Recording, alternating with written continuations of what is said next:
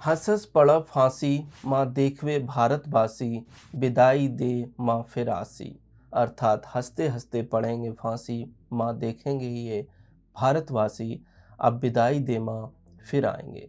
ये शब्द थे उस क्रांतिकारी के जिसने मृत्यु के पूर्व अपने स्वभाव से कई जेलवासियों को प्रभावित किया था।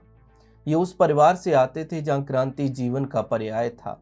प्रारंभ में ये क्रांति के मार्ग पर चलने को उद्यत नहीं थे, परंतु परिस्थितियां कुछ ऐसी आईं कि ये भी उसी मार्ग पर चल पड़े और बाद में इन्होंने अपने प्राण भारत माता की स्वतंत्रता हेतु अर्पण कर दिए। परंतु विडंबना देखिए, भारत के लोगों ने इस वीर को पूरी तरह से विस्मृत कर दिया। टीएफआई इतिहास और संस्कृति पर आपका स्वागत है और मैं चमन मिश्रा आज आपको योगेंद्र शुक्ला और बैकुंठ शुक्ला से परिचित कराऊंगा, जिन्होंने देश के लिए अपना सर्वस्व अर्पण कर दिया।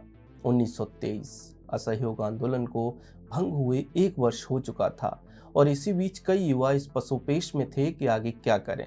गांधी का मार्ग इन्हें अनुचित लगता था और ये किसी भी स्थिति में भारत को परतंत्र नहीं देख सकते थे। इसी बीच कांग्रेस का एक युवा नेता लाला हरदयाल के संपर्क में आया और उन्होंने रूसी क्रांति, फ्रेंच क्रांति और अमेरिकी क्रांति से प्रभावित होकर प्रयागराज में एक संगठन बनाया, हिंदुस्तान रिपब्लिकन एसोसिएशन। ये युवा नेता कोई और नहीं, शाहजहांपुर से आए राष्ट्रवादी रामप्रसाद बिस्मिल थे, जिन्होंने अशफाकुल्ला खान, जोगेश चंद्र चटर्जी, सचेंद्र नाथ बख्शी, सचेंद्र नाथ सान्याल एवं योगेंद्र शुक्ला के साथ मिलकर HRA यानी हिंदुस्तान रिपब्लिकन एसोसिएशन की स्थापना की थी। योगेंद्र शुक्ल बिहार प्रकोष्ठ को संभाल रहे थे और उन्होंने काकोरी विद्रोह में भी एक महत्वपूर्ण भूमिका निभाई थी। उनसे अंग्रेज सरकार इतनी भयभीत थी कि 1932 में उन्हें काला पानी यानी अंडमान की सेल्युलर जेल में स्थानांतरित कर दिया गया। परंतु योगेंद्र शुक्ला भी ठहरे अपने तरह के अतरंगी। उन्हें 1937 में पुनः बिहार लाया गया, क्योंकि अंडमान जैसे नारकीय स्थान में भी उन्होंने अपने तौर तरीकों से अंग्रेजों की नाक में दम कर दिया था। इतना ही नहीं, जब 1942 में भारत छोड़ो आंदोलन प्रारंभ हुआ, तब योगेंद्र शुक्ला ने समानांतर शासन चलाने के परिप्रेक्ष्य में हजारीबाग के सेंट्रल जेल से अपने साथ कई कैदियों को भगाने में सफलता प्राप्त की, जिसमें से एक जयप्रकाश नारायण भी थे, जो उस समय आजाद दस्ता के प्रणेता थे। चूंकि जेपी बीमार थे, इसलिए हष्ट पुष्ट योगेंद्र शुक्ला ने उन्हें अपने कंधों पर उठाकर 124 किलोमीटर की पदयात्रा की।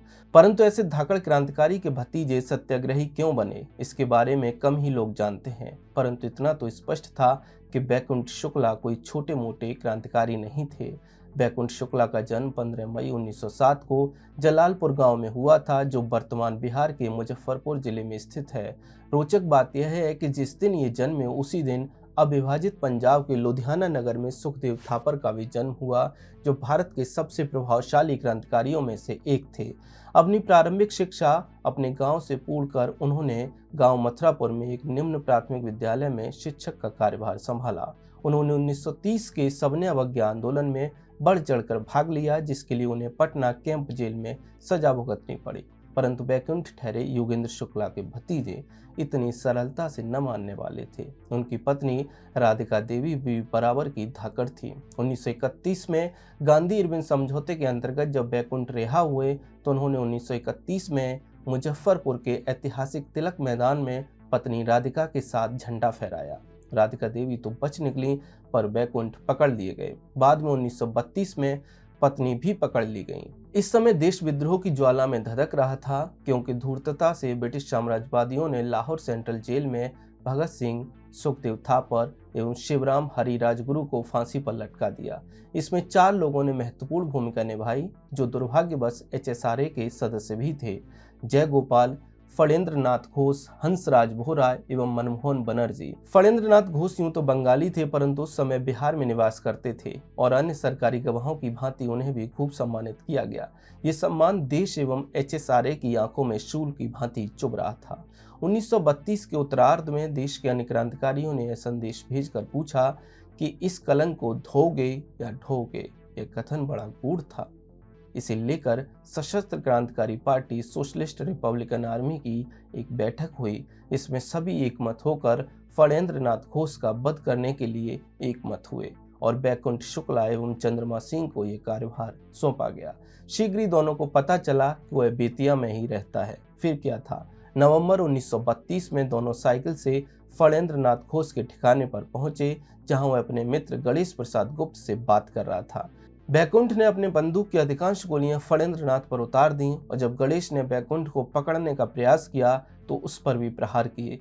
फणेंद्र नाथ घोष का अंत उसी दिन 17 नवंबर को हुआ, जबकि गणेश प्रसाद अपने घावों के कारण 20 नवंबर को मारा गया। जयगोपाल का क्या हुआ ये आज भी रहस्य है, परंतु फणेंद्र नाथ की मौत से ब्रिटिश सरकार की नींव हिल गई। जोर शोर से हत्यारों की तलाश शुरू हुई। अंग्रेज सरकार ने बैकुंठ शुक्ला की गिरफ्तारी पर इनाम का ऐलान कर दिया और जल्द ही 5 जनवरी 1933 को कानपुर से चंद्रमा सिंह हिरासत में लिए गए। बैकुंठ किसी भांति पुलिस के चंगुल से बचते रहे, परंतु 6 जुलाई 1933 को सोनपुर के गंडक पुल पर अंग्रेजों की फौज ने जबरदस्त घेराबंदी करते हुए बैकुंठ शुक्ल को पकड़ लिया। गिरफ्तारी के समय उन्होंने इंकलाब जिंदाबाद और जोगेंद्र शुक्ल की जय के नारे लगाए। मुजफ्फरपुर में दोनों पर फणेंद्र नाथ घोष की हत्या का मुकदमा चलाया गया। बैकुंठ ने चंद्रमा सिंह को बचाते हुए हत्या की सारी जिम्मेवारी अपने ऊपर ले ली। अंत में 23 फरवरी 1934 को सत्र न्यायाधीश ने फैसला सुनाते हुए बैकुंठ शुक्ल को फांसी की सजा दे दी, जबकि चंद्रमा सिंह को निर्दोष पाते हुए छोड़ दिया गया। बैकुंठ शुक्ल ने सत्र न्यायाधीश के फैसले के खिलाफ पटना के उच्च न्यायालय में अपील की, लेकिन 18 अप्रैल 1934 को हाई कोर्ट ने सत्र न्यायाधीश के फैसले की पुष्टि कर दी। 13 मई की रात भर वे देशभक्ति के गीत गाते रहे थे। अन्य कैदियों ने भी रात में खाना नहीं खाया। 14 मई 1934 को गया जेल में बैकुंठ शुक्ल को फांसी दे दी गई। योगेंद्र शुक्ला ने सक्रिय राजनीति से जुड़ने का प्रयास किया, परंतु उन्हें कोई खास सफलता नहीं मिली और 1960 में एक नेत्रहीन योगेंद्र शुक्ला ने इस संसार से विदा लिया। दोनों ने भारत की सेवा में अपना सर्वस्व अर्पण किया और दोनों वास्तव में बिहार का गौरव थे, परंतु पहले कांग्रेस की कुंठित नीति और फिर जातिवाद के विष में इन दोनों को कब लोग भूल बैठे पता ही नहीं चला।